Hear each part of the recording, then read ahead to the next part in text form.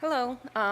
Thank you so much for inviting me to talk at this panel. I'm very excited to share with you about protocols.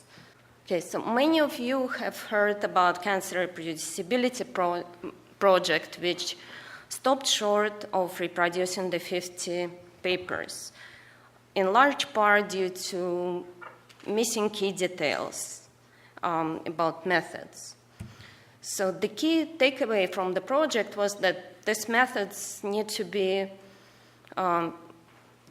published in more details. So these are some highlights of the quotes from the media about this, that scientists and journals need to get better at describing their methods and sharing data in many cases, because protocols have been developed by students and postdocs who are no longer with the lab. And here's a tweet from a biologist. Looking for protocol in 97 paper as described in 96, as described in 87 paywall. And here is another one from physicists. Devices were fabricated as previously described, as previously described, as previously described. Devices were fabricated with conventional methods. And that's pretty common across the fields. And so the mission of protocols, Scite.ai is making it easy to share method details before, during, and after publication. So Protocols.io is an open access platform for scientists to share and discover protocols or science methods.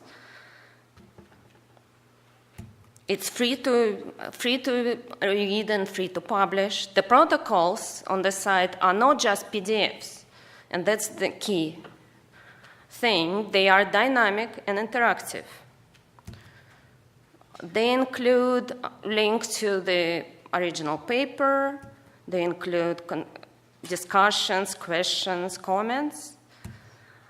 There may be different versions of the same protocol. You can create your own version and work on it independently. The versions can be compared side by side. There are many more features. I can't go over all of them in this presentation, but there are more features which make it easier. We also have mobile applications which let researchers run their protocols in the lab. This is an example that is very good. So a postdoc from Chile is looking for a method for RNA extraction.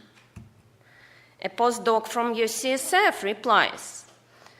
And the beauty of this is that the protocol comes from a paper which is not related to neuron cultures. It's actually about parasites of fish, and it was published in GigaScience. But by including the link to the protocol, not only the paper becomes more reproducible, it also becomes accessible to people in different fields and who can use it, extend on it, and basically it becomes more visible. It's good for researchers, it's good for publishers, it's obviously good for protocols as well.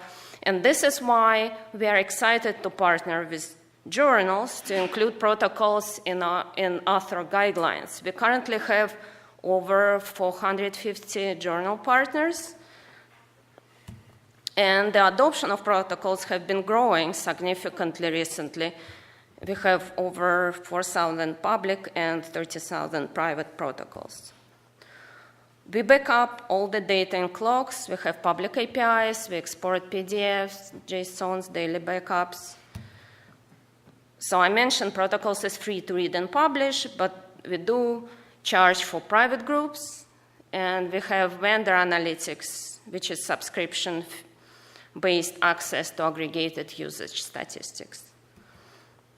And finally, I would like to thank my team, my two co-founders, Lenny and Alexei, and the rest of the team, our supporters, Moore Foundation, CZI, Open Philanthropy, and our partners. Thank you very much.